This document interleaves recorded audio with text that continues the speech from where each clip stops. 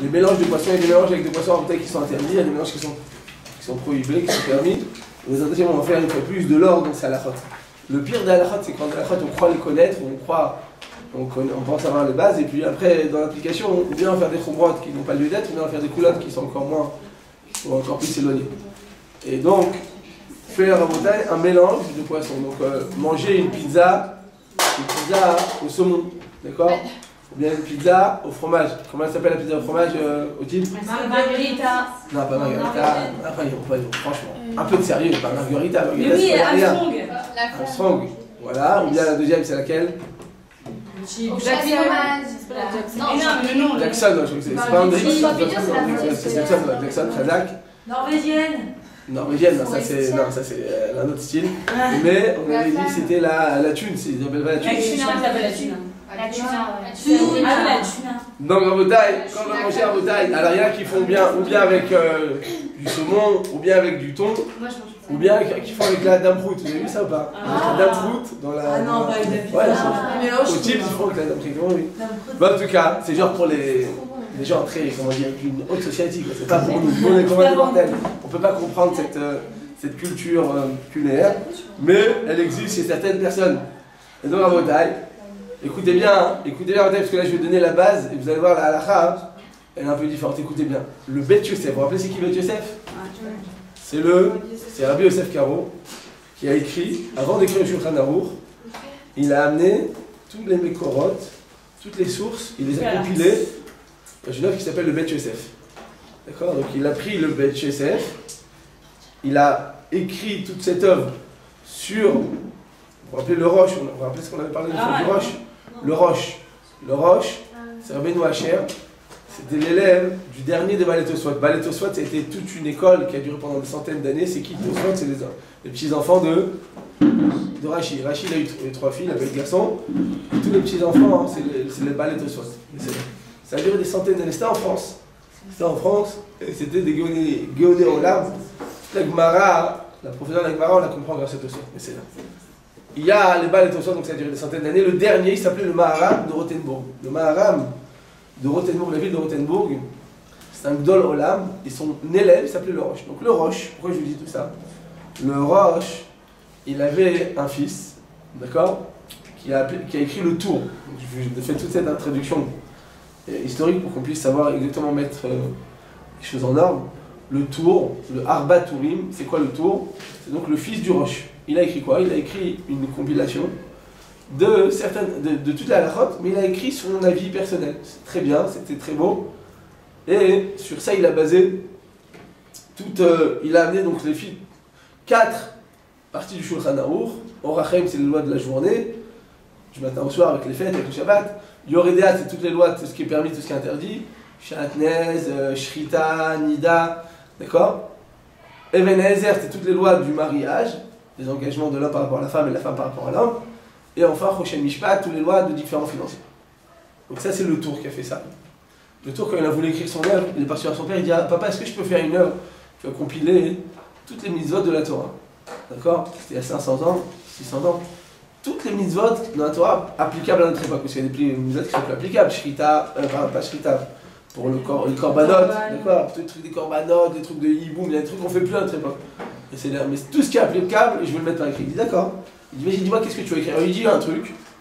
Alors, le Roche, son père, il dit, mais ça, c'est un passage bouffon. J'entends, il dit, ah bon? Il dit, oui, c'est une mitzvah de la Torah. Il dit, je comprends pas. Tu connais pas, t'as oublié un passage de la Torah, tu veux écrire maintenant une œuvre sur la halakha. La halakha, c'est l'aboutissement de toute l'étude. On étudie le Chumash, on étudie la Mishnah, on étudie la Gemara. Et à la fin, tu arrives à la halakha. La halakha, c'est l'aboutissement. Ce qu'on enseigne, nous, c'est que maintenant, c'est les fruits de des années d'études. C'est-à-dire, nous, comme les femmes, elles sont plus pratiques, donc on va s'arrêter sur la pratique. Vous avez la pratique, les hommes ils n'ont pas tellement de pratique, mais c'est un aboutissement. Et alors, il lui dit, tu peux pas écrire un truc d'halakha si tu connais pas la source. Qu'est-ce qu'il a fait le Roche? Le Tour, pardon.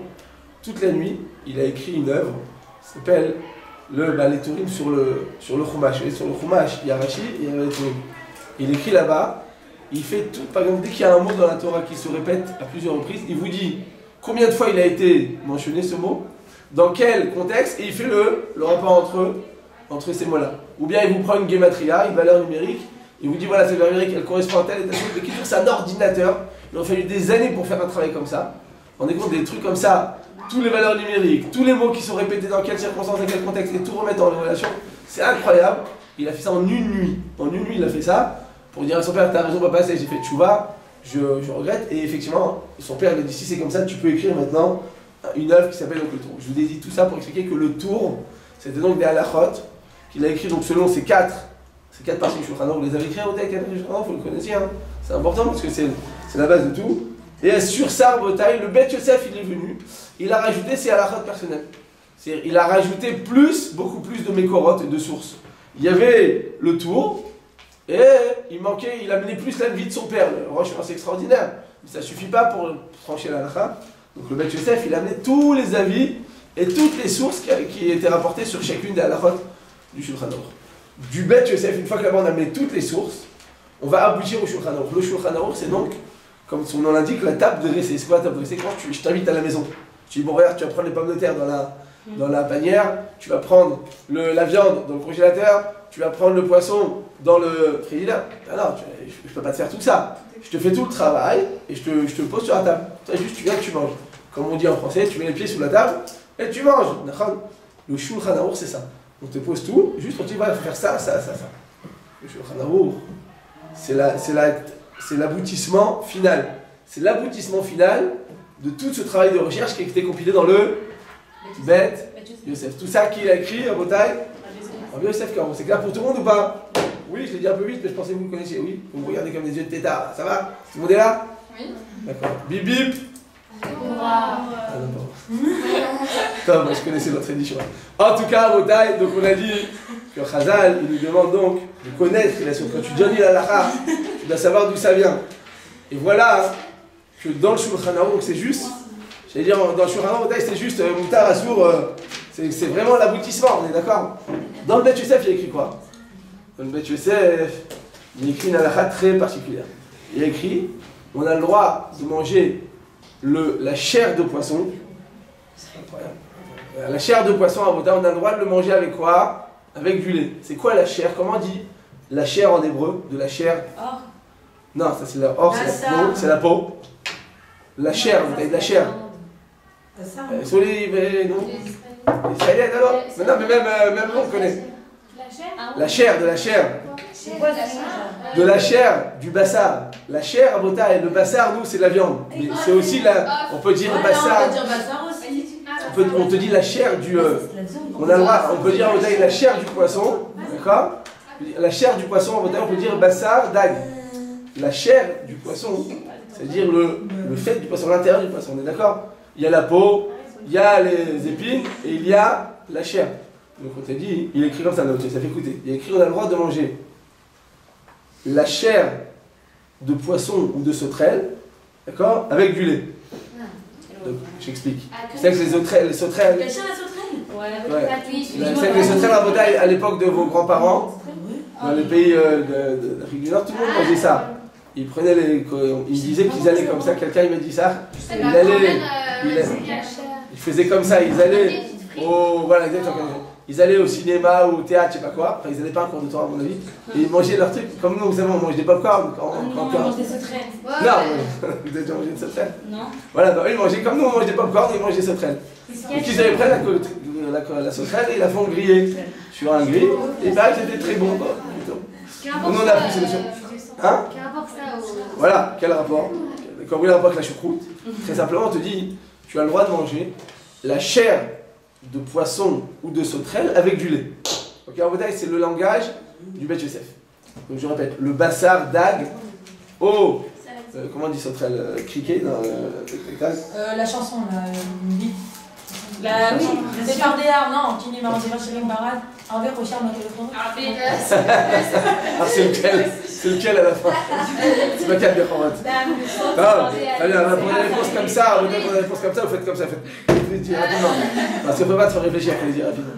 Donc on a dit, on a le droit de manger la chair de poisson et de sauterelle avec du lait. Comme enseigné dans la Mishnah. Je vais juste rapporter le langage du Beth Yosef. Après, on va l'analyser. Je répète le langage, je vous enseigne le langage de la Mishnah, après on va l'analyser. Il y a écrit, il est permis de manger de la chair de poisson et de sauterelle avec du lait, comme enseigné dans la Mishnah. Vous ouvrez la Mishnah, et effectivement c'est explicite, il est écrit là-bas, on peut manger du poisson avec du lait ou de la sauterelle, des sauterelles avec du lait. D'accord? Il continue le Beth Yosef, il dit par contre, il faut faire attention, parce que ça peut entraîner un certain danger. Il dit donc le Beth Yosef, c'est vrai que c'est permis, parce que c'est écrit explicitement dans la Mishnah, et la Mishnah c'est l'œuvre qui précède la Gemara. D'accord? Et donc c'est de là que la Gemara va découler et après avoir au Shulchan Aruch, c'est vrai. Mais il te dit, sache, bien que c'est permis parce que c'est écrit dans la Mishnah, sache que tout de même tu devras être vigilant par rapport au danger que ça suscite. Oui, excusez-moi. Oui. Oui, non. Non, bah non. Oui ou non? Attendez, oui ou non? Il y a le danger. Je dis non, mais si c'est la chair. Oui, je vous écoute. Si on me dit qu'on peut manger la chair, ça veut dire tout le poisson, parce que. Ouais, tout le poisson. D'accord, vous dites la chair. Ah ouais, c'est pas la la chair du poisson. Ouais, pardon. C'est Badafka. Si on permet la chair, on va permettre bien sûr, les épines et les vadailles. Oui? Mais c'est un peu la même question quand vous dites la chair, c'est quoi? Quand je dis la chair, c'est quoi? Vous êtes un peu philosophe dans votre. La nuit, vous dormez tout de suite? Vous mettez 1h30 pour dormir, vous réfléchissez à quel est le sens de la vie? Non, mais sans très peu. Très peu? Très tôt. Très tôt, c'est très bien, comme c'est fait. Quand on est très tôt à Rotaï, on a la tête toute fraîche pour l'étude de la Torah. Dormir bien à Rotaï, c'est une préparation qu'a la tête Torah, vous savez? Ça veut dire que bien dormir, bien manger, tout ce qu'on fait pour pouvoir avoir des forces, c'est déjà on reçoit un salaire pour Kabbalat Torah. Donc on va dire Rotaï, donc on ferme la parenthèse parce qu'on s'écarte très vite avec vous, bon, prochaine. On revient. Donc on a dit comme ça, que quand tu as le droit de manger de la chair de poisson ou de la chair de sauterelle avec du lait, simplement il faut faire attention, sur le Beth Yosef, parce que ça peut entraîner un certain danger. Explicitement, qu'est-ce que vous comprenez? On a le droit de manger la tounce ou pas, finalement? La quoi? La Hendrix, la chez Jackson, enfin bref. Bah oui, ça peut nous emmener à manger le poisson carrément. Mais il y a du fromage. Mais est-ce qu'on peut la manger ou pas avec le saumon dessus? Oui, non, parce que c'est du fromage. Selon le Beth Yosef, selon le Beth Yosef. Oui, selon le Beth Yosef. Parce que c'est dangereux, mais. Voilà, c'est dangereux, donc on peut pas finalement. Il y a une différence entre le fromage et le lait, je crois. Faire attention, on peut pas à Rotaï. À petite dose. Ouais, c'est quoi le danger? Est-ce qu'il y a une différence entre le fromage et le lait? Entre le fromage et qui? Et le lait. Ouais, bonne question, très bonne remarque. Il a fait bonne. Ok, alors vous n'avez pas donné la réponse, c'est pas grave, ça tombe bien. Donc selon le Beth Yosef, ça devrait être interdit. A priori, parce qu'il te dit, attendez, parce qu'il te dit que c'est dangereux. Il faut se mettre des limites avant. Faut se mettre des limites, c'est très beau, ça c'est des notions très, comment dire, bravo, vous êtes des grands philosophes cette année, c'est magnifique, quoi, la cravate.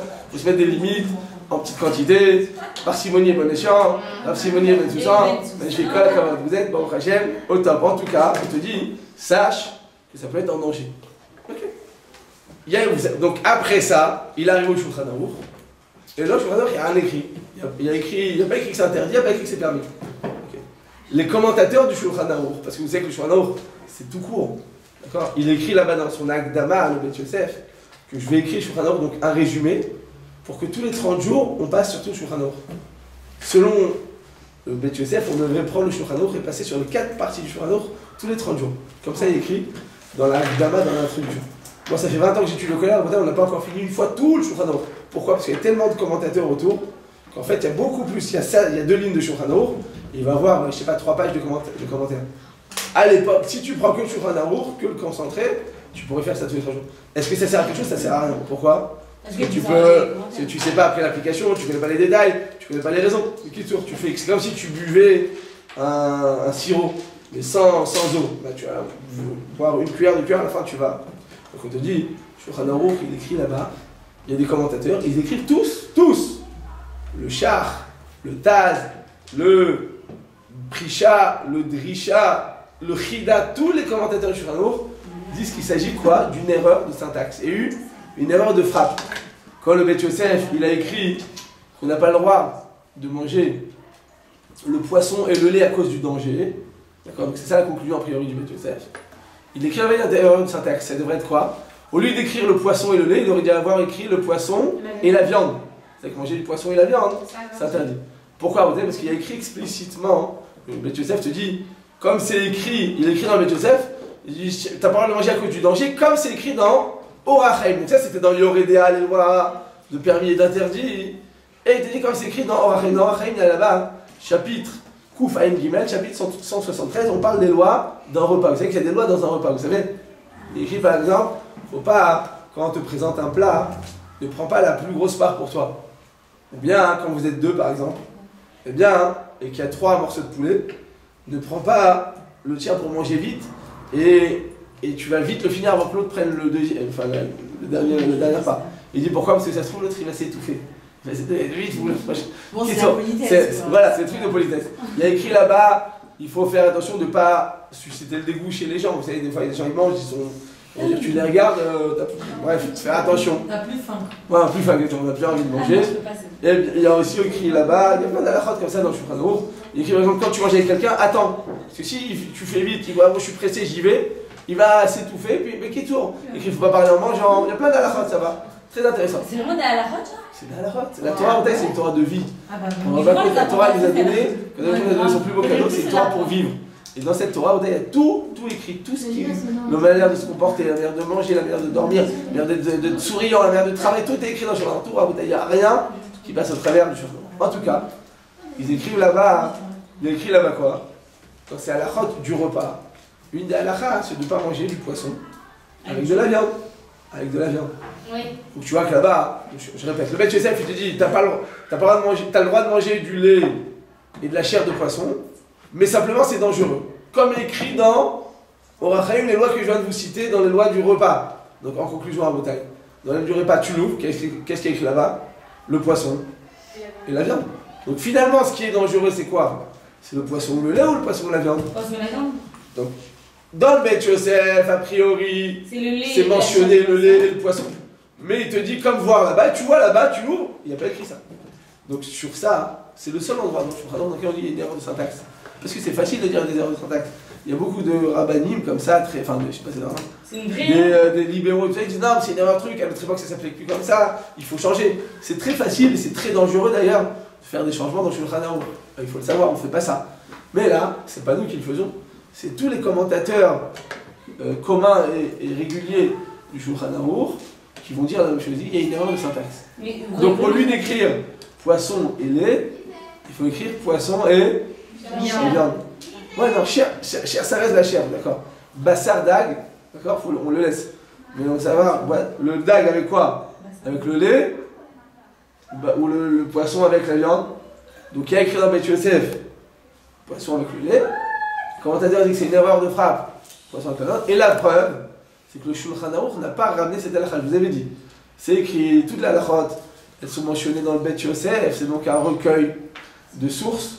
Et de là, ils ont abouti à la halakha, donc le Shulchan Aruch a ramené dans la halakha, puisqu'il a retenu en conclusion. Donc tu vois qu'en conclusion, c'est pas retenu, c'était.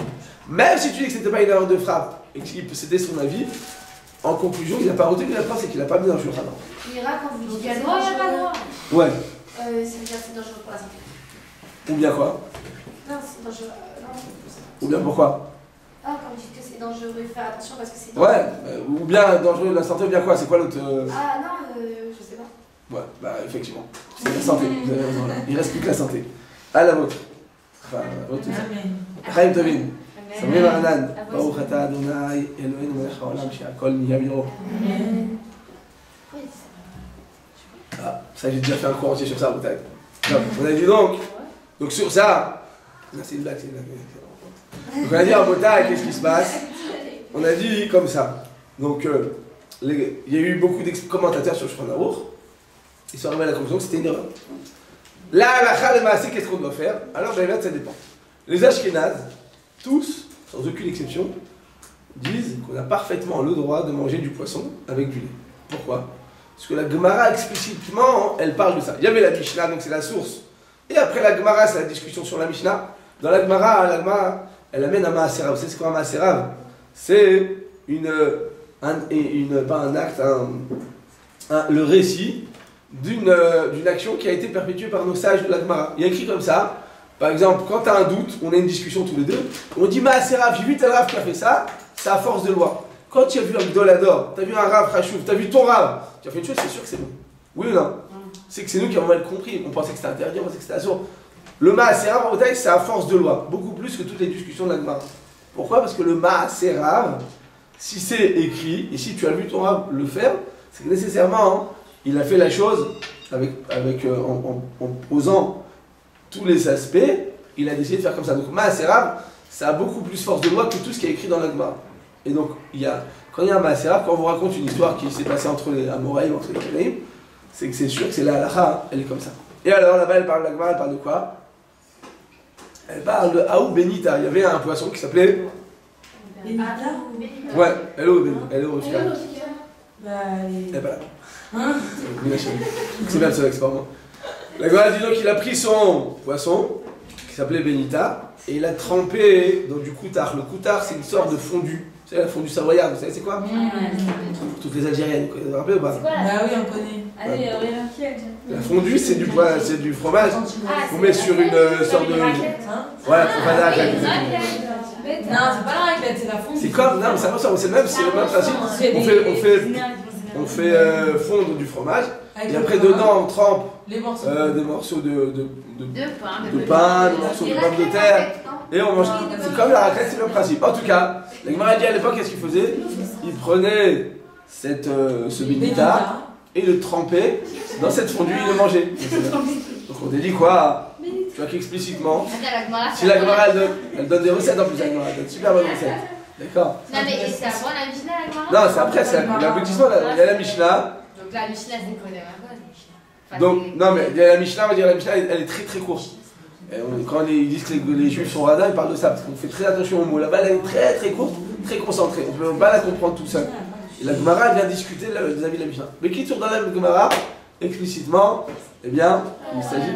Oh, bah voilà, il fallait venir avant. Pas du poisson, Benita. Non, j'ai pas dit ça. Non, c'est pas ça. La pauvre là. Donc, on a dit un modèle, la Gemara, elle dit que quoi? Que on a le droit de manger ce poisson qui s'appelle Benita, pas pour Rivka Alpo, et on a le droit de le tremper dans le fromage fondu, dans la fondue. Et donc on te dit, tu vois qu'explicitement, tu as le droit de manger du poisson avec du lait ou pas? Ouais. Explicitement. Donc la Gemara, quand elle te fait un Maaserav, les poskim ashkenazim disent, écoute, il n'y a pas de quoi discuter, on a le droit de manger du poisson avec du lait. Donc tu veux te faire une pizza au saumon, ou pour les tunisiennes au thon, d'accord? Donc pour les djerviennes au daprout, c'est permis, t'as aucun problème. Pourquoi? Parce que c'est écrit explicitement dans la Gemara. Comme ça ils disent les poskim ashkenazim. Pour les poskim saradim en Bretagne, il y a une distinction entre les originaires d'Afrique du Nord et les originaires les autres faradim et en tête du Rav Ovadia Yosef. Ils disent comme ça. Ceux d'Afrique du Nord, il n'y a pas de coutume claire à ce sujet. J'ai vérifié beaucoup ce sujet à l'époque quand j'avais écrit le livre. Et j'avais vérifié même chez les Tunisiens, chez les Algériens, chez les Marocains. Ils disaient qu'à Tunis, de toute façon, ils mangeaient très peu de lait parce que, pour des conditions hygiéniques, ils mangeaient les Tunisiens, tu peux pas les recevoir avec du lait parce qu'ils, souvent, en tout cas à l'époque de vos grands-parents, ils n'ont pas grandi dans ça, donc c'est pas quelque chose d'honorable à leurs yeux. Donc ils n'avaient pas de coutume à ce sujet parce que c'est vrai qu'ils ne le mangeaient pas, mais pas parce que c'était interdit, parce qu'il n'y avait pas l'occasion de le manger, c'était pas quelque chose de présentable. Le Rav Messas, je lui ai posé la question, et il m'a dit, Rabbi Shalom Messas, c'est donc c'était le grand rabbin de Jérusalem pendant 30 ans, et donc au niveau des minagim marocains, mais c'est français en général, il est très pointueux, il faisait très attention, c'était toute sa force, il était relax sur Rav Ovadia Yosef, et il a amené des minagim, il dit écoute, tu peux pas nous changer la halakha alors qu'on a des minagim. Mais il y avait des discussions très anciennes entre ces deux gdolé Israël, et il écrit comme ça, il dit celui qui a l'habitude de ne pas le manger, d'accord, eh bien ils devront continuer. Pourquoi? Parce qu'ils ont l'habitude de ne pas le manger, et ils se sont retenus toute leur vie de ne pas manger du poisson et du lait, donc ils devront continuer comme ça. Il dit par contre, ceux qui ont l'habitude de le manger, eh bien ils pourront continuer à agir de la sorte.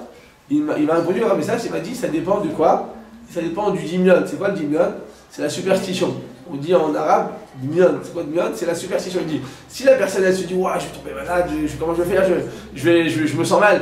Non, il y a des gens c'est très psychologique, les maladies comme ça, et les petits malaises, les trucs. Parce que tu sais que tu vas rentrer dans une, je sais pas, dans un ascenseur, je me sens étouffé. Il y a 2 minutes, tu n'étais pas étouffé là tout d'un coup, l'ascenseur il fait 3 mètres, hein, tout va très bien, tu te sens étouffé. C'est psychologique, c'est souvent comme ça. Il dit, si maintenant la personne, psychologiquement, elle pense que ça va l'endommager, alors effectivement, hein, cette personne-là, elle ne pourra pas manger du poisson et du lait. Pourquoi? Parce qu'à cause de son blocage psychologique, elle va, effectivement, ça peut la rendre malade. Il arrive. Donc il dit, si cette personne, elle n'a pas l'habitude de manger parce que ça va la rendre malade, il ne faut pas qu'elle mange. Il dit, si une personne, mais il m'a dit comme ça, il m'a écrit explicitement, c'est écrit dans son livre, Shimash Umagadchelek Dalet, il écrit, si une personne te demande et te pose la question, est-ce que tu as le droit de manger du poisson et du lait, tu leur répondras à voix haute que c'est permis. C'est les mots qu'il m'a dit, donc il m'a demandé de les diffuser. Donc c'est ce que j'ai fait écrit dans les livres et dans les chiots, j'explique qu'en réalité, c'est vrai que pour les Sfaradim, on est plus marmire dans ce domaine-là, mais si on a le minag, donc en France, c'est vrai que beaucoup de personnes mangent du poisson et du lait, d'accord? Et qu'après, eh bien, toi, tu n'as pas l'angoisse et tu dis, je ne veux pas tomber malade de ça, et que tes parents ils le prennent, bah, tu as le droit de continuer comme ça. Le Rav Ovadia Yosef, de son côté, il dit non. Il dit, écoute, nous, on ne reconnaît pas, on n'est pas prêt à admettre qu'il y a des erreurs dans le Beth Yosef. C'est vrai, je me rappelle dans le texte, c'est le seul endroit dans lequel on va dire qu'il y a une erreur de frappe. C'est gros quand même de dire ça. Et poisson, au lieu de dire poisson et lait, tu dis poisson et viande. Mais comme tout porte à croire que oui, parce que quand tu regardes dans Rachaim, tu vois que oui, par là-bas du poisson et de la viande. Donc là-bas, c'est un peu différent. Mais sinon, prendre cette chita de dire qu'il y a des erreurs, c'est un peu grossier, j'allais dire. Donc Rabotai, le Rav Ovadia Yosef, et là, il soutient que comme c'est écrit dans Beth Yosef, et de la manière qu'on a reçu sur nous les décisions du Shulchan Aruch, on a aussi reçu sur nous les décisions du Beth Yosef, Rabbi Yosef Karo. Et donc, une personne devra continuer à ne pas le manger s'il en a l'habitude. J'ai reposé la question à Rabbi Yosef une fois que j'avais les réponses du Rabbi Sass, mais il m'a dit bon, bah, s'il veut le faire, voilà, c'est pas de manière à dire ça sourd, qu'est-ce que tu fais? Mais Rabbi Yosef, il dit quoi? Lui-même, il dit qu'il n'y a pas d'erreur de frappe et que s'il y a écrit le lait et le poisson, c'est que c'est le lait et le poisson. C'est que c'est le lait et le poisson. Mais sur ça, je lui dis, on rétorque que c'est pas écrit dans le Shulchan Aruch, et que dans le Beth Yosef, il amène une source dans laquelle là-bas, il parle pas de ça, il parle du poisson et de la viande. Donc en conclusion, pour les Ashkenazim, c'est parfaitement permis. Pour ceux d'Afrique du Nord, c'est permis à moins qu'une personne pense que ça va la rendre malade. Et pour le Rav Ovadia Yosef, le Ben Ishraï et le Rav Abdallah Somach, c'était le maître du Ben Ishraï, plus en Irak, eh bien ils disent qu'on n'a pas l'habitude de le manger. Pourquoi Rabotai, je suis en train de dire que c'est peut-être permis? D'habitude, quand c'est écrit sur un Aruch, tu montes, tu descends, tu bouges pas. Parce qu'il te dit comme ça, il te dit, tu sais pourquoi t'as pas le droit de le manger? C'est pas qu'il t'a mis une source. On a dit que le Ben Yosef, qu'est-ce qu'il fait? Il va répertorier toutes les sources d'une halakha, on est d'accord? C'était ça l'œuvre du Ben Yosef, c'était de ramener toutes les sources. On est d'accord, Botaï? Oui? Oui. Là, il écrit quoi? Il t'a pas le droit de le manger à cause des dangers. Donc, ça veut dire quoi? Il te parle d'un médecin, il te parle d'un danger médical. Donc, il est possible, comme ça il dit le Khatam Sofer, qu'à l'époque du Ben Yosef, il y a 500 ans, eh bien, les médecins avaient statué que c'était un danger. Ils avaient vu, selon leur médecine à l'époque, qu'il y avait un véritable danger. Donc le Ben Yosef, il te dit, tu sais, on aurait le droit, mais sache que ça peut provoquer certains dangers. Donc en conclusion, à Botaï, si tu poses la question au Ben Yosef, il y a 500 ans, il te dire, écoute, même si on dit que c'est pas une erreur de frappe, hein, on est d'accord? Il y a de grandes chances de croire que c'est une erreur de frappe, mais même si tu dis que non, comme le Rav Yosef, il va te dire quoi? Il va te dire, tu sais, normalement c'est interdit, mais c'est interdit dans quelles circonstances? C'est interdit à cause du danger, parce que le médecin m'a dit, le docteur m'a dit que c'était dangereux. Maintenant, je vous pose la question.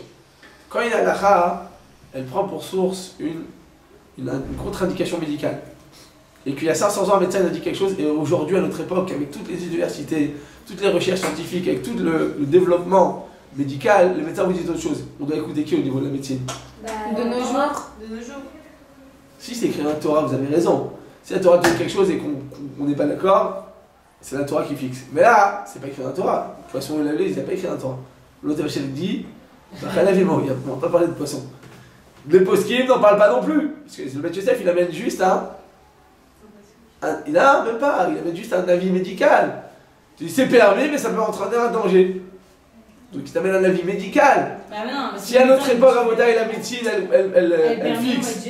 Et elle statue qu'il n'y a aucun danger. Tu dois écouter qui? Bah, les médecins de nos jours. On est d'accord ou pas? Ce que je suis en train de dire à Otaï, c'est le chemin chez Mishmor des réformistes. Tu sais quoi, à notre époque, la Torah est différente, il faut s'adapter, il faut prendre la Torah, il faut la faire à l'intérieur, parce que nous, dans une époque, c'est très dangereux de faire ce que je vous dis. Là, c'est juste que dans ce cas-là, nous, on doit apprendre à rester très fidèle au Shulchan Aruch. Ce qui est écrit dans le Shulchan Aruch, tu dois accomplir à tout prix. Mais là, dans le Shulchan, c'est pas écrit. C'était juste dans le Bet Yosef, et le Bet Yosef, il amène à la vie médicale, c'est tout. Vous avez raison. Si c'est écrit dans la Gemara, alors après, même si ça a changé, eh bien, tu dois te tenir à ce qui est écrit dans la Gemara. Parce que les Chachamim de la Gemara, ils avaient une vision beaucoup plus profonde que ce qu'on voit nous à notre époque. Donc il y a 2000 ans, ce qu'ils disaient les Chachamim, eh bien, ils pouvaient instaurer des décrets, même si la réalité elle est différente. À notre époque, malgré tout, on doit se tenir au décret des sages. Ils sont très puissants. Par exemple, au niveau médical, il est écrit dans la Gemara que Shabbat, quand vous avez un petit moustique, ce Shabbat, dans un endroit, il y a des moustiques, t'en peux plus des fois, toute la nuit tu deviens fou. Et t'en attrapes pas, t'as envie de lui faire comme ça, là, ça arrive ou pas? En général, tu le rates tout le temps, mais bon, si tu t'appelles, si ta grand-mère c'est un petit scarabée chinois et qu'elle t'a appris à faire du coup de fou, paf, tu fais comme ça, tu peux le tuer, c'est bien. Donc on dit à ce moment-là, pendant Shabbat tu fais ça, t'as fait quoi comme interdiction? Tuer, taper, faire un sang, sortir du sang. Et c'est quoi l'interdiction de Raïta et de Rabbanan. Sortir du sang, c'est l'interdiction de la Torah. Quand t'as un bouton, bah, t'appuies dessus. Des fois tu dis ah non, je vais pas truquer, imagine voir mon chidour. Mais tu fais mon chidour, 3 ans, on sait jamais, il va se rappeler de moi. Biki tour, t'avais ici un feu rouge, et tu veux faire comme ça, boum. Et il sort quoi, le chidour ou le feu rouge? Du sang. Du sang, voilà. Bon, il y a des gens en tout cas, pour enlever les trucs, elles enlèvent comme ça. Ou bien elles se brossent les dents, il y a du sang. Dans ce cas-là, si t'es sûr que ça va sortir du sang, c'est l'interdiction de la Torah. Sortir du sang, ça s'appelle Netilat les chamas. Donc prendre un animal et le tuer, même un moustique, ou bien prendre un animal, t'as une abeille ici à table, et il n'y a pas de danger de mort, je sais pas, t'as un petit bébé, t'as pas de danger de mort, tu prends le verre et hop là, tu fais comme ça arrive ça des fois? Ça c'est l'interdiction de la Torah. Pourquoi, Boutaï? Tu vas maintenant, pas enfermer, c'est chasser, tu vas chasser un animal. Quand tu viens limiter la mouvance d'un reptile, d'un insecte ou d'un animal, c'est l'interdiction de la Torah. On fait comment alors? Donc, ou bien tu fais ça et tu fais l'interdiction de la Torah de tzad, de chasser, ou bien tu le tues, tu fais l'interdiction de netilativa, de tuer, d'accord, de retirer du sang. Dans les deux cas, c'est l'interdiction de la Torah, tu peux rien faire. Qu'est-ce que tu fais? Bah, tu pries à Kadosh Baruch Hu, tu le fais sortir, tu te mets devant la fenêtre, tu lâches un jeton supplément. Ah, on peut le faire sortir alors. Non, on fait sortir gentiment, tu l'invites à sortir. Tu le mets sur une pelle et je le sens. Ouais, mais il faut aussi, là, ici, il est si gentil que ça, qui sort. Si c'est un gentil. Les araignées, elles montent sur les pelles. Ouais, d'accord, si c'est comme ça, c'est bon. Tant qu'on l'a pas enfermé, on n'a pas lancé un comme des fois on fait comme ça, hop, d'accord ou pas? Exact. Ça, c'est interdit. Parce que là, à ce moment-là, une seconde, tu l'as limité. Et que Shabbat, c'est interdit. Bah, ouais, non, même en semaine. En semaine, en semaine aussi? C'est très grave. C'est très grave, vous avez fait de la peine à un petit moustique, il a fait de mal à personne. Pourquoi on peut pas le tuer? C'est très grave, c'est très grave. Il nous a piqué. Vous avez aucune rahmanut. Mais il nous pique, moi je le tue. Tu sais qui vous pique, vous les tuez. Alors, vous avez fait attention de ne pas piquer, ça risque de se finir. On a le droit de tuer une araignée, une fourmi, moi j'ai peur. Vous avez peur? J'ai pas le droit de tuer. Si, non, je regarde. Bien sûr qu'on a le droit de tuer un chagrin. Comme vous avez posé une question évidente, vous pouvez répondre de manière évidente. Pendant la semaine, bien sûr qu'on a le droit de tuer un moustique. Tu vas pas souffrir, tu vas pas faire du mal à l'animal. Tsar Balechayim, il ne faut pas tuer tout le monde, il faut être gentil, il ne faut pas être. Tsar Balechayim en bataille, c'est faire du mal pour du mal. Prendre, comme il y a certains petits religieux, une fois qu'ils le voient, ils prennent la fronde et hop là ils tirent sur des chats, ça c'est interdit, ça c'est Tsar Balechayim de Reta. Ou bien tu as un truc, comment il s'appelle? Tu as je sais pas, un cheval, tu as un chien et tu le frappes. C'est interdit. Mais si tu le frappes pour le dompter, pour l'élever, pour lui apprendre à ne pas faire de partout, par exemple, c'est bien, il n'y a aucun problème. Pourquoi il n'y a aucun problème? Parce que tu fais ça dans un but, dans une utilité quelconque. Taille, rapidement. Donc, Tsar Balechayim, c'est quoi? C'est l'interdiction de faire du mal pour du mal. Ça, c'est l'interdiction de la Torah, vous savez. Tu n'as pas le droit de faire du mal à un animal quand tu fais ça, parce que tu as besoin. Donc, il est sur toi et ton cheval, il dort debout. D'accord? Et une fois, deux fois, tu peux lui mettre des coups. Tu vas pas le tuer de mort à mort, mais tu peux lui donner des coups pour qu'il avance. Ou bien tu es sur un âne et il mange sur le chemin. Tu peux le fouetter pour qu'il avance. Gentiment, on fait plus. Ça, c'est nécessaire. Mais quand tu fais ça pour le mal, tu vois un truc et tu jettes dessus. Ou bien tu es dans la rue, qu'est-ce qu'ils t'ont fait dans la rue? Ils t'ont rien fait. C'est même si tu n'aimes pas ça, tu vas pas le tuer. S'il te pique, bien sûr tu vas le tuer. Tu vas pas te laisser piquer. Bien sûr que tu vas le tuer. Donc en semaine, il n'y a aucun problème de tuer un insecte ou même un animal s'il peut être dangereux. S'il y a un chien enragé, s'il y a un scorpion, c'est une mitzvah de Reta, vous savez, le scorpion, c'est une mitzvah de Horeta, le jaune. Pendant Shabbat, on va le tuer parce que c'est dangereux, ça fait que quoi. Si Shabbat. Même Shabbat, c'est une mitzvah de le tuer. Non, mais si Shabbat, on se fait attaquer par un animal. Parce qu'il peut le tuer. Ah, si Shabbat, on se fait attaquer par un Si, animal, on par exemple, qui est un chien qui a la gale, un frelon, ou un serpent venimeux. Quoi? Comment? Non, C'est vos copines, leur faites pas de mal. Elles sont pas... Même si elles vous ont piqué, il faut dire qu'il faut savoir. Donc on a dit à Roda, en conclusion, faire du mal pour du mal, ça s'appelle Tsar Balechayim, c'est interdit. Quand tu as une nécessité, ça te dégoûte. C'est dans ta maison, quand tu vois des araignées, tu peux les tuer. Si on est allergique. Autodéfense. Non, mais là, si on est allergique, même pendant Shabbat, ça peut être permis. Si une vraie allergie à Roda, quand des vraies allergies, ça fait. Ça développe, comment dire, ça double le truc de la gorge, ça fait des mégations, ça peut être très dangereux. Une vraie allergie, ça peut être un danger de mort, vous savez. Donc voilà que là-bas, on a même une mise là de s'en débarrasser. D'accord, mais quand ils sont à la maison, vous n'allez pas marcher dans la rue et tuer tout ce qui bouge. Sinon, ça c'est un danger. C'est une interaction de la Torah. Donc je répète, Tsar Balechayim Rabotai, c'est quoi? Tuer ou faire du mal pour le mal, c'est l'interaction de la Torah. Quand tu viens te défendre, c'est une mitzvah, n'est-ce pas? C'est une mitzvah, c'est même permis, il y a des khatrila. Et si t'es marmira, peut-être c'est interdit. Si t'as un vrai scorpion qui est vraiment mortel, tu dis, je fais une mitzvah de les saleks et ta mézikim de retirer toute chose qui est dangereuse.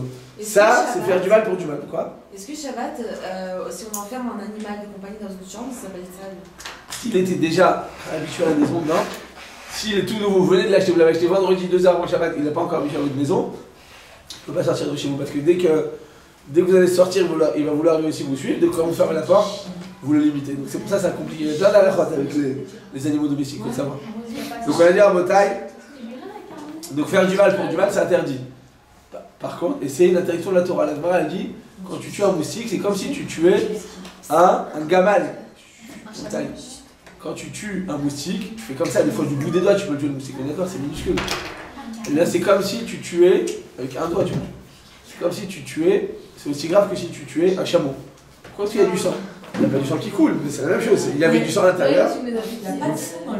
C'est du sang. C'est que quand il m'a piqué. C'est le sang, voilà, le sang qui voilà, vient. Non, ça s'appelle les tilat les shama. Lui ôter la vie, d'accord. Donc ôter la vie à ôter avec un OT, d'accord, OT. C'est-à-dire, comme à Marseille, et bien effectivement, c'est une interdiction de la Torah.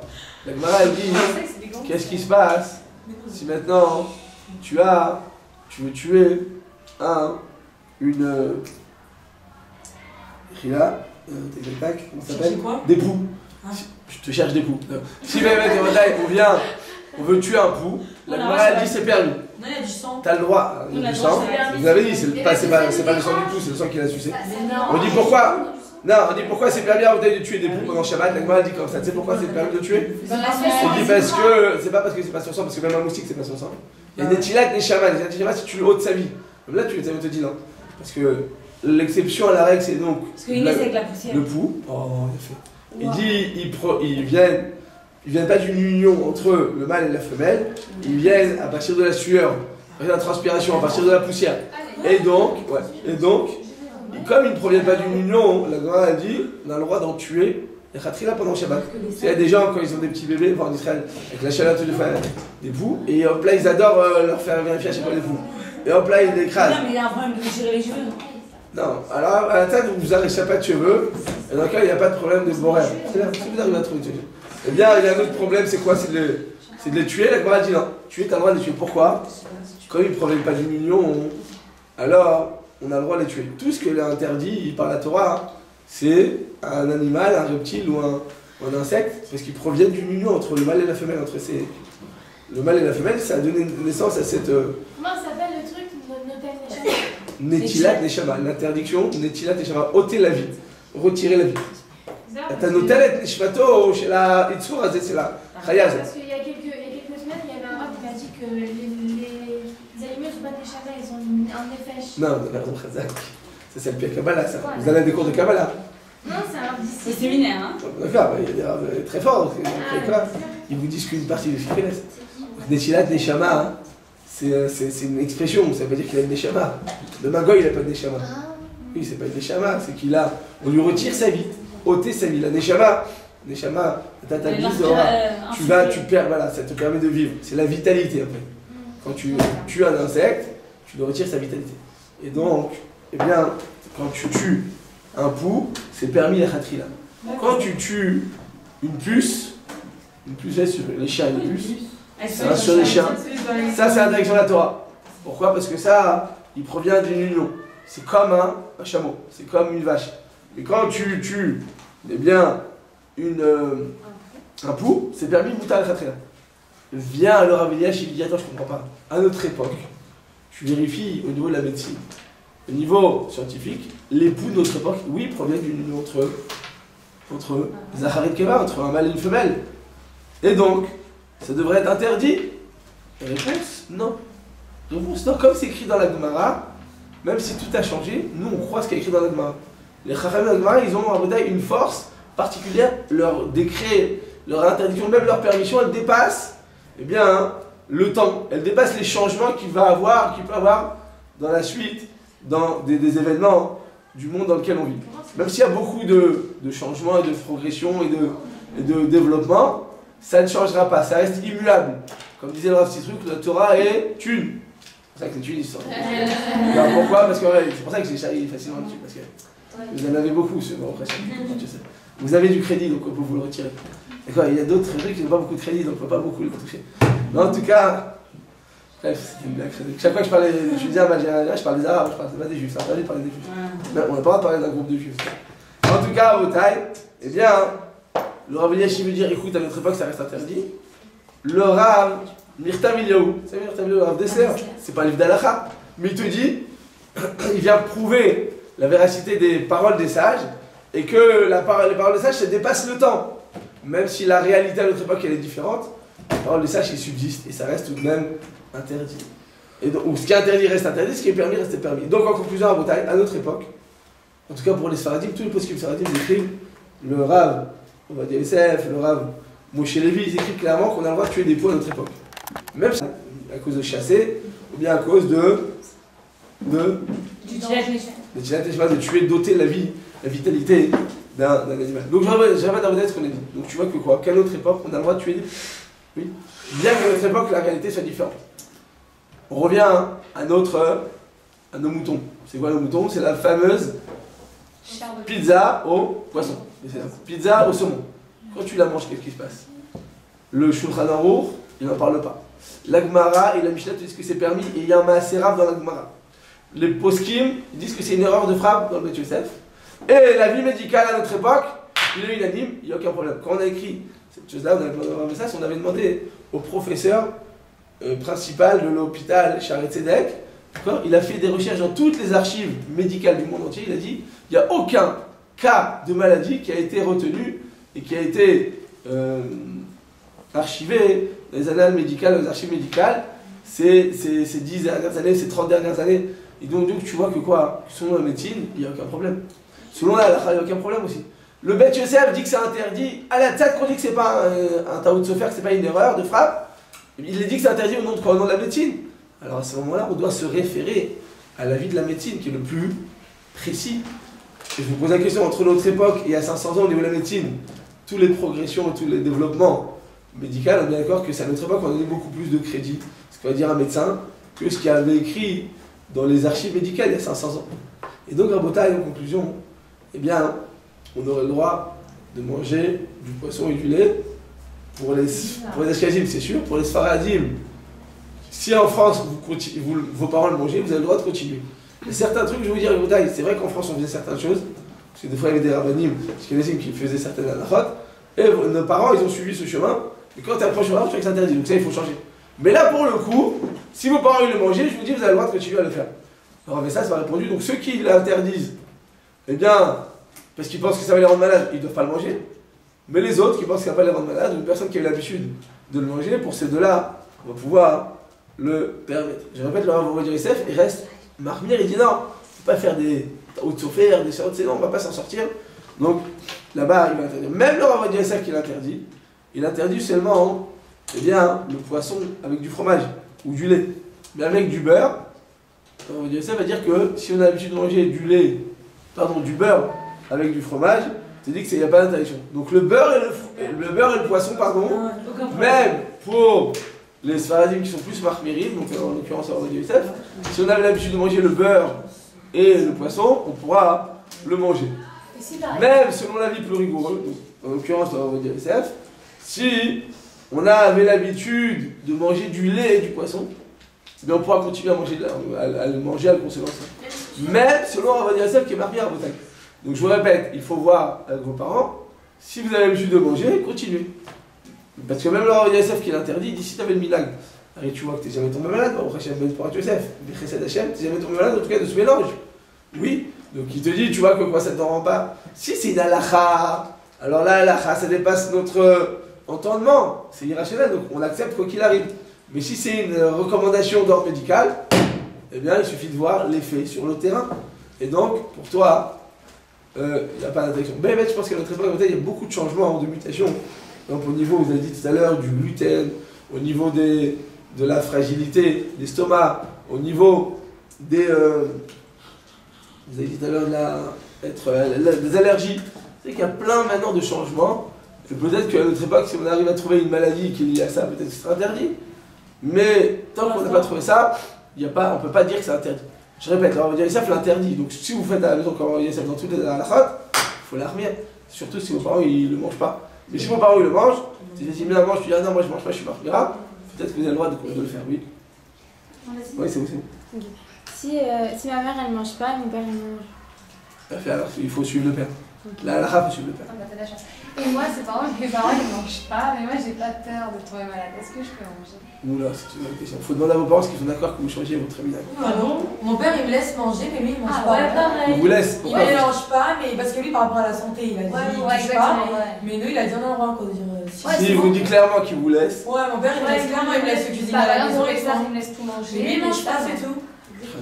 Si c'est comme ça, moi je répète, il ne faut pas faire à l'encontre de vos parents. J'ai tous de familles froum dans C'est tout comme mon père. ce séminaire, mais tous des parents qui ont étudié à Torah, tout ça. Donc si il interdit, on continue comme ça. C'est ça la Kabbalah, la tradition qu'on doit suivre. Même si on discute, on peut en discuter. La conclusion, c'est ce que vos parents font. Oui. Mais si on suit Rabbi Yosef et les parents ils mangent, est-ce que moi si je leur dis c'est une mise ou c'est rien? Est-ce que vous pouvez la remettre dans ce cas-là? Oui.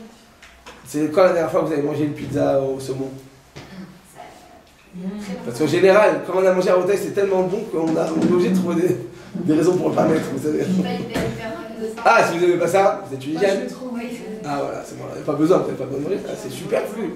C'est relabasé, c'est des états à votre... Non mais qui sur si vos parents ils le mangent et qu'ils vous demandent de manger, et si votre mari va le manger, mais Hachem, il faut le suivre. Si maintenant vos parents ils mangent, que vous n'aimez pas ça et que votre mari ne va pas le manger, bah alors vous ne mangez pas. Il n'y a pas de mise à le manger, hein, ce que je suis en train de dire au taille. C'est juste pour les HM de Milan, pourquoi en France, beaucoup de personnes le mangent, même les Sfaradim. En France, c'est 90% du public, c'est des Sfaradim. Et tu vois que dans ça, souvent ils mangent. Donc l'exemple, c'est de savoir pourquoi. Bon voilà, j'ai juste amené des preuves et des raisons supplémentaires de le permettre. Mais je dis pas que c'est une mise à le faire. Hein. Bah oui. Si une personne nous dit que ça fait des maladies, ne mange pas, elle nous conseille que ça fait des maladies. Mais ça dépend c'est qui. À notre époque avec internet, on trouve n'importe quoi sur les trucs médicaux, sur internet, et il dit c'est un truc. Quelqu'un m'a dit que boire du lait c'est dangereux à notre époque. Pour les adultes, moi c'est pas bien le lait. Voilà, c'est très péché. C'est péché, ouais. Non, c'est pas la moitié, c'est péché, c'est péché, franchement.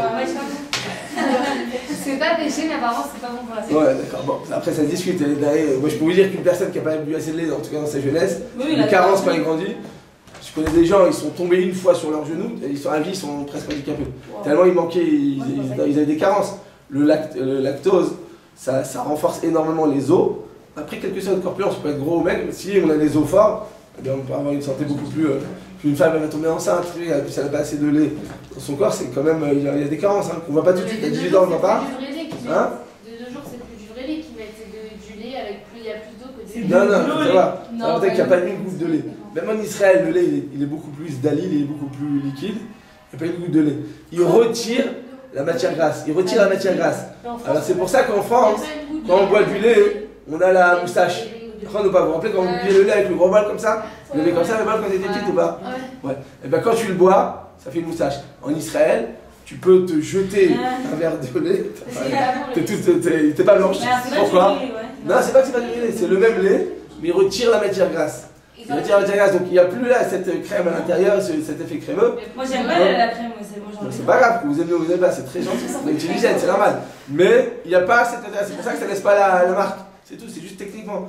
C'est assuré de mettre une goutte de lait, une goutte d'eau. Du lait, c'est une interdiction dans le monde entier, c'est pas. Il y a des conventions, vous savez. Hein? Il n'y a pas d'eau, il n'y a pas d'eau, il n'y a pas d'eau. Il n'y a pas une goutte d'eau dans les. C'est interdit selon la loi. C'est interdit, mais on a vérifié. Il n'y a pas une goutte d'eau dans le lait. Même en Afrique, dans les pays noirs où il n'y a pas aucune convention médicale, il n'y a pas d'eau. Il retire, il n'y a pas, j'ai vérifié, il retire la matière grasse. C'est pour ça qu'on a l'impression qu'il est très liquide, il est très dalil, quand on dit dalil. Ah, c'est du vrai. C'est juste qu'il n'y a pas de matière grasse. C'est vrai qu'il n'est pas lourd, il n'est pas. Si par exemple, si par exemple, on ne prend pas, on ne mélange pas le lait et le poisson, mais donc il y a un plat de pâtes avec du poisson, est-ce que j'ai le droit de manger genre que les pâtes? Pas les deux en même temps. Si ça a été mélangé ensemble et que vous ne mangez pas, non, c'est interdit. Ta'am qui est cadre, ce que la Torah interdit, c'est la transmission de goût.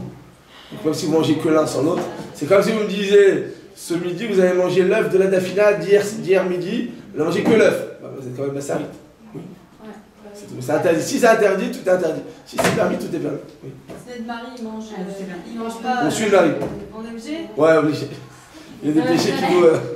Obligé de tuer. Non, mais là, non. Ce qui est très possible, c'est que Juliette, c'est que les gens ils font par manque de connaissances. Ils disent c'est péché.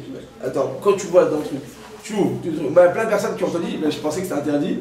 Donc ils se sont habitués à le mal faire.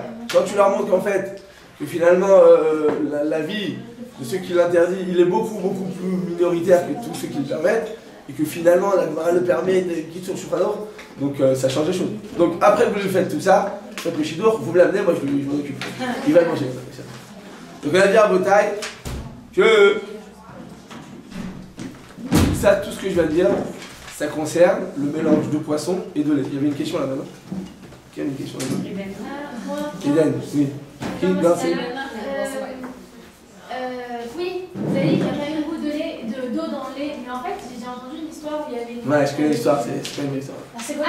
Je la connais l'histoire, c'est ça. Ah non, cette époque, vous savez, c'était arrivé quand? C'était à l'époque du Rav Zonelfeld. Elle va raconter l'histoire, très forte. Elle est très forte dans l'histoire, allez-y, racontez l'histoire.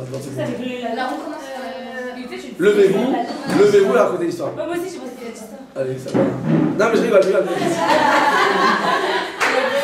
Montez sur la chaise. En fait, une dame, elle a fait la danse en Shabbat. Et après, il y a une goutte de lait qui est tombée. C'était une femme très pauvre. Ah, oui. C'était une almanach, enfin, ils n'avaient pas de quoi manger. Mais elle va pas Allez. Tant qu'il y a 60. Attendez, donc, allez-y, continuez. Et du coup, en gros, elle a fait dans du lait, elle voulait pas tout jeter parce que voilà, elle veut de l'argent, etc. C'est pas l'argent. Et après, le Rav, il a dit qu'en fait, dans le lait, non, il a dit c'est quoi le lait et tout. Et finalement, ils ont vu qu'en fait, dans le lait, il y avait beaucoup d'eau et du coup, c'était pas des chichis, mais du coup. Ouais, ça a ça c'était il y a 60 ans, c'était... Oui, à l'époque ça existait de rajouter du lait, oui, même la Gemara parle de ça, enfin les gens ils rajoutaient des... Mais à notre époque c'est interdit, selon les... Il y a des conventions, comment dire, hygiéniques, c'est absolument interdit dans le monde entier. Donc il n'y a plus rien à craindre, oui. Si vous allez en Russie, si vous allez en Thaïlande, je sais pas, c'est peut-être avec un Chabad, vous allez faire Shkirut Chabad. C'est pire, il n'y a pas de convention là-bas, c'est chacun fait ce qu'il veut. Ne mangez surtout pas du lait, il y a peut-être un serpent dedans, bref. Sinon, non, oui. Ah, même si c'est du 100% lait, Oui. tant qu'il y a 60 fois plus le volume Oui, de bien sûr, viande du c'est un lait, goût de lait. Là-bas, la question, l'histoire qu'elle vient de ramener, c'est qu'il y avait. C'était pas fait à Bichichi. Il y avait 10% du plat, c'était ce lait-là, mais en fait, dans ces 10%, il y avait très peu. Donc on a dit à Botaï, tout ce que je viens de dire.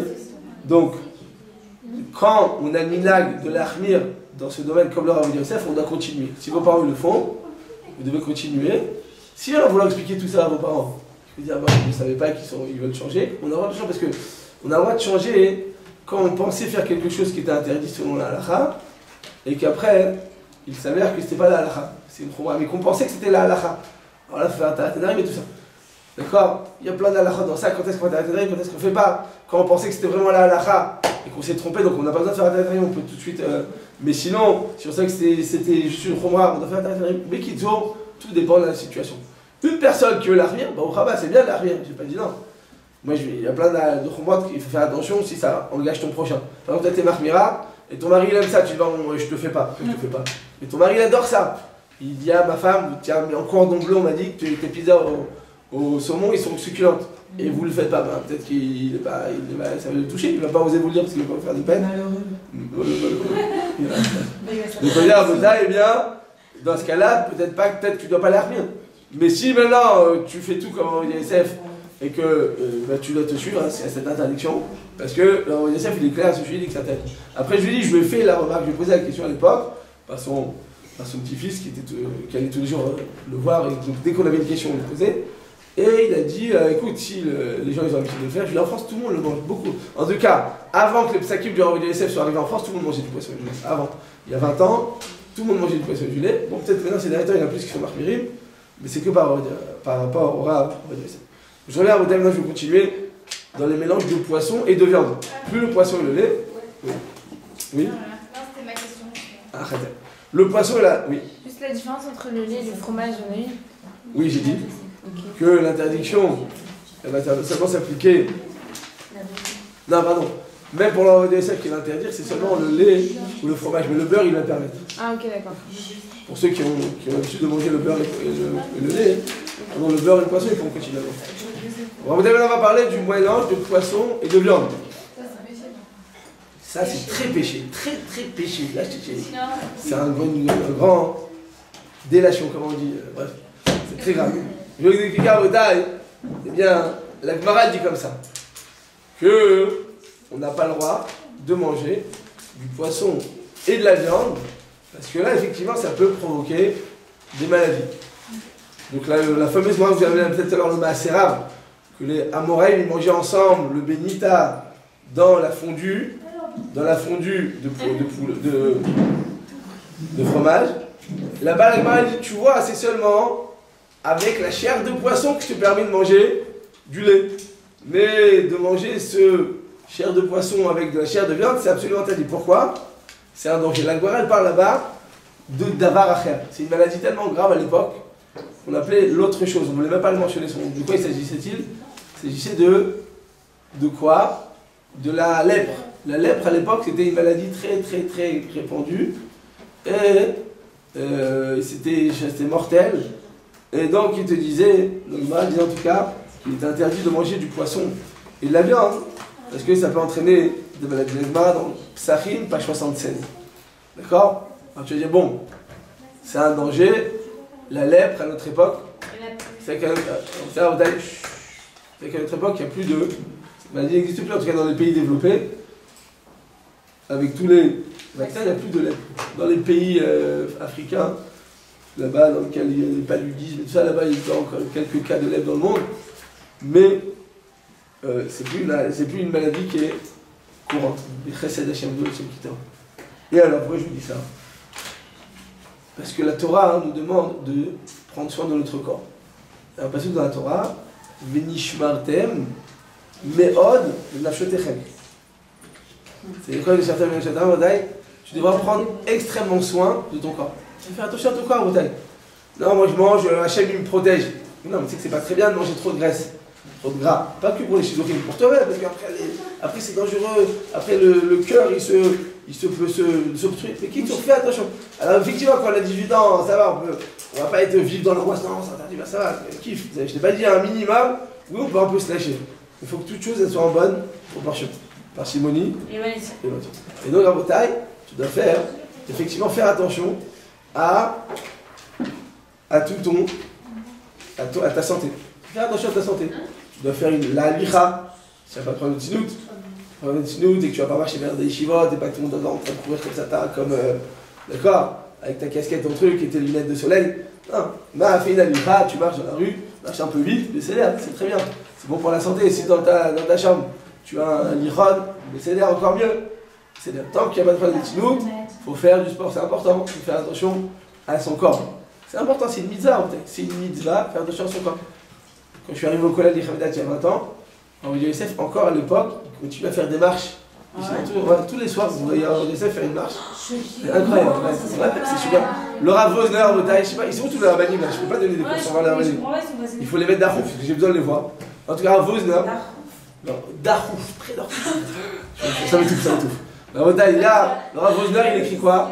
Le Rav Wosner lui-même, d'accord, Shmuel Alevi Wosner, Gdolador à Bnei Brak, le Shevet, le Shimon Shevet Alevi, il est mort à 102 ans, je crois, jusqu'à 95 ans, il faisait, je sais pas combien de fois dans la semaine, de la piscine. 95 ans. De la natation. Je vois pas du tout faire de la piscine. Ben justement, il faut aller en voir, allez les voir. Non, faut pas les voir, mais il faut pas les voir. Bon, c'est important. On les a pas je parle des de l'Israël, je parle pas des. Oui, c'est certain que quand un avrech normal, on doit garder une bonne santé. J'ai pas dit qu'on doit faire là pour le sport, il commence à s'éclater et à voilà, rentrer dans le truc parce qu'après on s'écarte de notre but. Mais quand on le fait en tant que moyen pour garder un corps en bonne santé, c'est une mitzvah. C'est quoi la mitzvah? Venishmartem, alors pourquoi on n'a pas l'habitude de les voir? Parce qu'il est vrai que dans les yeshivot, les petits comme ça qui commencent à faire des foot, qui commencent à faire des trucs, et qui commencent à traîner dans la rue à faire. Peut-être qu'après, on veut déconseiller ça pour pas qu'il y ait des écarts. Mais en soi-même, c'est très mémoire. Si on dissocie le sport et le bienfait du sport et les mauvaises conséquences que ça peut engendrer, tu vas rencontrer des mauvaises personnes, tu vas commencer à parler avec des trucs, ils vont tous avec leur iPhone, je sais pas, moi, des enfants de 14 ans, ils ont pas tous suffisamment des armes, des barrières. Donc oui, il fait pas de foot et c'est très grave. Mais bien c'est des bêtises. Comme j'ai dit à la fois, le costume noir ou gris foncé, il n'y a aucune différence. C'est-à-dire dans le ciel, il n'y a aucune différence. On rentre dans un système dans lequel tout est systématisé. On veut garder une soie. Mais c'est pas un but en soi-même, c'est juste un moyen de se rappeler, on en a parlé à la fois. On va en parler maintenant. Là, c'est la même chose. On te dit que le sport en soi-même, il est très bénéfique. C'est une mitzvah. Il est écrit dans l'Ilchot des Hot du Rambam. Le Rambam il a écrit qu'il est une mitzvah de garder son corps en bonne santé. Comment? Par une alimentation saine. Je t'ai pas dit de commencer à manger tous les jours des trucs avec de la farine noire, ou bien de manger. Moi, j'avais un copain en collège, il prenait des herbes comme ça, je sais pas, c'est un américain comme ça, très. Il prenait des herbes, il les broyait et il buvait. Je lui disais, quoi, t'es une vache ou quoi? Il buvait comme ça. Lui, c'est un anglais, c'est un américain, donc c'est un des seuls mots que je me rappelle en anglais, un cow. Je lui dis, ouais, t'es un cowboy. Donc tu fais une vache, arrête de faire la vache. Voilà, tu lui dis, arrête de faire la vache. Donc finalement, eh bien, là, je t'ai pas dit de commencer à devenir fou. Non, tu prends, ça nettoie tout le truc, mais si, là. Tu dois faire ce que la Shtadlut te demande de faire. Tu vois, souvent la majorité des gens ne regardent pas dans tous les sites internet qui disent n'importe quoi, parce que tu prends des sites internet, si déjà tu prends, qui sont médicaux, qui sont reconnus, qui sont authentifiés. Mais je vous conseille pas, parce qu'en général, tu as toutes sortes de bêtises dans la tête, des trucs, je crois que tu vas mourir demain. Des fois, les personnes, elles ont mal au ventre, tu dis, il faut mourir, pourquoi? Je dis, parce qu'il y a écrit dans internet que c'est les symptômes de. Mais qui tourne? Il ne faut pas devenir fou, je vous conseille pas du tout d'entrer dans ça. Mais en tout cas, tu vas selon la majorité des gens. La majorité, la médecine légale et conventionnelle, et tu suis le chemin. Et là, pour tenir bonne santé, tu es obligé de faire attention à ton corps. Et tu prends une alimentation saine, mais qui est communément acceptée par tout le monde, pas tous les trucs, pas toutes les nouvelles études, parce qu'il te dit du pain noir, dans 10 ans, on va dire que c'est pas noir, c'est pas truc. Et après, mais qui ne rentrez pas, de pas folle, parce que je vois des gens après, ils deviennent fous. Et d'un autre côté, tu fais la Ishtalbout. Et tu fais du sport. Mais sport, je répète, dans la Tinou, dans les Ratachem, qui n'est pas de problème de truc. Donc vous avez raison, aller à la piscine, si c'est grave, il y a un petit là, on peut mourir et ne pas aller à la piscine dans ce cas-là. D'accord? Je parle d'un cas où il n'y a aucun problème de halakha, il faut garder son corps. D'accord? Et beaucoup de gdolim comme ça. Par exemple, le Rav Yashiv, il ne faisait pas ça. Ah oui, je vois. Rav Yashiv, depuis sa naissance, quand il est né, les médecins ils ont déclaré mort parce qu'il y avait des problèmes. À la naissance, il y a des problèmes de cœur. Ils ont dit, les médecins, il ne va pas tenir longtemps cet enfant-là. Quand ils disent en jargon, il ne va pas faire long feu. Finalement, tous les médecins qui ont eu ça sur lui sont tous morts un après l'autre. Non, pas sur place. Mais 10 ans après, 20 ans après, 50 ans après. Il a vécu 107 ans quand même. Et il avait plein de problèmes de cœur. Bon, il n'a jamais bougé, jamais de sa vie, de son standard, de sa vie, il dormait 3 heures dans la nuit. Et il mangeait une banane, même le Rav Steinman, il mangeait un quart de banane, plus de l'eau du robinet, parce que pour pas de truc, et il tenait en très bonne santé. Mais qui tourne? De nature que la Torah, c'est elle qui te garde. Mais on fait des Ishtalbout, selon ce qui est nécessaire. Donc je n'ai pas dit tous les jours de faire du sport, j'ai une fois par semaine, tu dois courir, et puis même ça fait du bien psychologiquement, tu te dégages. On vous remplit la tête, 40 heures par semaine de Torah, c'est beaucoup pour le prochain. Si tu fais pas ta heure du jeudi soir, là, il y a 40 heures par semaine. Bah, regarde, dans le truc, vous allez voir. Parce que vous aimez tellement la Torah au taille que vous ne vous rendez pas compte. Mais même dans vos tailles, eh bien, le soir, le jeudi soir, tu dois faire tout sport, c'est important, même si ça te saoule, fais-le quand même. Je connais des filles qui disent non, mais je suis spirituelle, je suis venu au séminaire pour prendre la spiritualité, c'est très bien, mais ça va ensemble. Hein, une spiritualité dans un corps sain, c'est beaucoup plus. Un esprit sain dans un corps sain. Bravo, il a fait mieux, comme dirait Jacques Chirac. Mais moi je vous dis, C'est bizarre. je vous dis, la Torah, elle rentre beaucoup mieux dans un corps sain, qui se sent en bonne santé, qui se sent épanoui, qui se sent équilibré et qui se sent joyeux plutôt dans un corps qui est mitzvah. Donc on va dire au taille, la Torah nous incombe de garder une bonne santé. Venishmartem, meod, les d'un autre côté, on doit se plier au décret du Talmud. Tu n'as pas le droit ni de dévier ni à droite, ni à gauche. Et donc on doit accepter les paroles des sages même si ça dépasse notre entendement. On est d'accord? Alors dans ce cas-là, je reviens à notre question. Tu avais dit, tu n'as pas le droit de manger du poisson et du lait à cause de la lèpre. Mais à notre époque, il n'y a plus de lèpre. Oui ou non? Au taille, il y a la lèpre encore ou pas? Non. Pour la générale, la lèpre. C'est la tsarat. C'est la tsarat, c'est-à-dire la Torah, elle promet la lèpre à une personne qui ne garde pas son Shana, mais il y a des lèpres différentes à notre époque. Il y a des gangs dans le corps, il y a des gens qui ont des eczéma, il y a des gens qui ont des sortes de trucs, il y a des champignons dans les maisons, il y a plein. Il y a d'autres manières pour nous montrer qu'il n'est pas satisfait de notre langage. En tout cas, la Gemara te dit donc que tu n'as pas le droit de manger à cause de la lèpre. Tu regardes, dans les archives médicales des 50 dernières années, il n'y a eu aucun cas de lèpre qui a été enregistré en Israël ou en France ou dans tous les pays développés. Donc, tu vas dire, bon bah c'est permis. Pourquoi? Parce que la Gemara te dit, tu n'as pas le droit de manger à cause de la lèpre. Il n'y a plus de lèpre. Donc finalement, Dai. Il faut écrire quand je parle. Alors Dai, qu'est-ce qu'on a dit? Qu'est-ce qu'il faut faire? On peut le manger ou pas?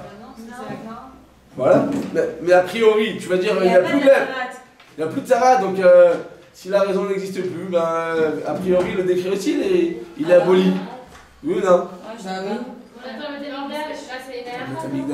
avez des très belles idées, c'est une halakha quoi? C'est quoi? C'est une halakha? C'est pas une halakha dans la Torah là? C'est quoi dans la Torah? C'est la Gemara qui dit ça. C'est écrit quoi? On n'a pas le droit de manger. Voilà. Et donc comme c'est écrit dans la Gemara. Vous avez dit la Gemara, elle a dit ça. Ah non. Comme c'est Agmara, on Tout à va l'heure, changer. je vous avais dit que comme le lait et la dague là, Oui, le c'est poisson. pas écrit Voilà. clairement, alors on a le droit, mais là c'est écrit clairement. Il y a donc fait merder donc. Bah, donc on n'a pas le droit. Voilà. On vous rappelle ce qu'on avait dit, mais vous avez raison. Mais je voulais juste que vous me donniez l'expression, c'est important. Donnez-moi tout le temps les énoncés, c'est important. Comme dans les Mifranim, c'est plus important que la conclusion, parce que la conclusion, ça peut varier, mais quand tu connais le principe, après, c'est mieux. Il y a écrit quoi? On a dit Kol Gzerat Talmud, Afalpi Shebatel Ata'am, Lo Betela Ha Gezerah. Vous vous rappelez de ce qu'on avait dit? Tout décret du Talmud, même si la raison du Talmud, la raison de cette interdiction, elle n'existe plus, elle ne s'applique plus à notre époque, le décret subsiste tout de même. Kol Gzerat Talmud, Afalpi Shebatel Ata'am, même si la raison du décret n'existe plus, eh bien, l'interdiction subsiste tout de même. Pourquoi? Pourquoi ça reste interdit? Il n'y a plus de lèpre à notre époque. Pourquoi? Parce qu'on a dit que les Chachamim de la Gemara, ils voient des choses à beaucoup plus long terme. Ils voient la source spirituelle de chaque chose. Et peut-être même que même médicalement, les médecins à notre époque n'ont pas décelé de maladies. Mais il y a tellement de maladies à notre époque que peut-être que inconsciemment ou dans le shoresh, dans la racine, peut-être que oui, il y a eu une implication qui est due à ça. Parce que les goïs, ils mangent librement du poisson et de la viande. Librement, peut-être que ça a fait des mutations dans les gènes des êtres humains qui font en sorte qu'on est plus fragile à recevoir une autre maladie. Donc c'est vrai que la lèpre en soi-même n'existe plus, mais ça ne veut pas dire qu'on est hors de danger. Et puis même, si tu me prouves maintenant par A plus B que ça ne pourra jamais arriver aucun danger, tu dis comme si l'Ixerat Talmud, Afalpi Shebatel Ata'am, Lo Betela Ha Axera. Et donc à Botaï, eh bien, l'interdiction subsiste, elle dépasse le temps. Et donc, à Botaï, eh bien, on n'aura le droit en aucun cas de manger du poisson et de la viande qui ont été mélangés ensemble. Alors, je reviens à la question tout à l'heure. Pourquoi le poisson le long on a permis? Léa, vous aviez raison. Léa, pourquoi le poisson le long ça reste interdit? Parce que c'est pas écrit clairement. Parce que là-bas, non seulement c'est pas écrit que c'est interdit, mais il y a même plus que. On a dit quoi?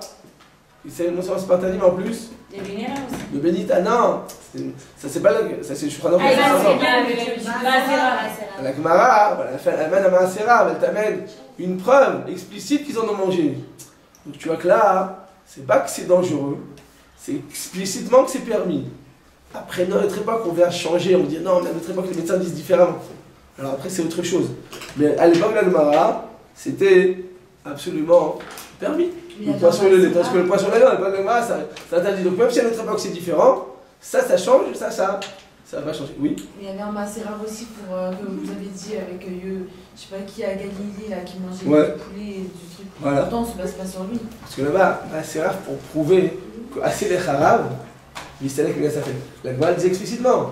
On n'était pas d'accord avec Rabbi Yossi Aglili, c'était un avis unique. Donc malgré tout, même quand c'est un avis unique contre tous les avis majoritaires, eh bien tu dois suivre ton Rav. Envers et contre tous. C'est la force de Kabbalat Razal. Alors lui, il le faisait dans sa ville. Si vous étiez, c'est une preuve que vous venez du Galil, et ben vous pouvez le faire. Vous comprenez? Le Maasera, il marche dans le cas où c'est quelque chose d'universel. Ça a été reçu par tout le monde. Là, le Maasera disait que c'était que Rabbi Yossi Aglili, que sa région, c'est tout. Donc son nom indique Rabbi Yossi du Galil. Je veux dire, à Botaï, en conclusion, le poisson et le lait, comme c'est pas écrit que c'était interdit, au contraire c'est écrit qu'à l'époque d'Agmara il le faisait, eh bien, on a l'obligation de prendre le cas de l'avis médical le plus précis, d'accord? Le plus récent, d'accord? Et bien entendu, entre l'avis médical de notre époque et celui d'il y a 100 ans, 200 ans, 300 ans, 500 ans, c'est pas photo. C'est évident hein, qu'à notre époque, l'avis médical est beaucoup plus précis. Et donc, si les médecins nous disent que c'est pas dangereux et qu'il n'y a pas écrit dans la Gemara, on aura le droit de le faire. C'est clair à Botaï pour tout le monde maintenant? On a compris la différence entre les deux ou pas? Ouais. Pour tout le monde ou pas? Oui. Juste une Oui. question. Pourquoi est-ce que alors il devrait y avoir des heures entre la viande et le poisson, si jamais c'est à ce point dangereux? Il a fait Méod. Bravo. Je vais répondre. Le prochain cours, je vais vous expliquer exactement quelles sont les lois et les mesures de séparation entre le poisson La femme, elle m'a dit ça. laver la les dents viande. et boire. Mais ça y est, il a fait se laver les dents, boire, il a fait maintenant, on verra Bezat Hashem, le prochain chiot, toutes les distinctions entre le poisson et la viande. Donc, voilà. Amen.